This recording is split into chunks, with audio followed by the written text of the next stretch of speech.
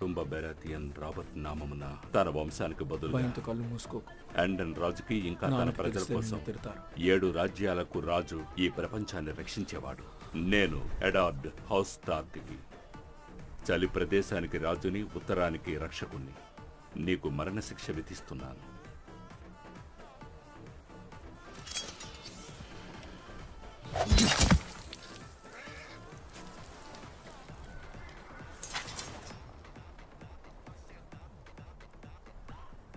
ధైర్యంగానే ఉన్నావు.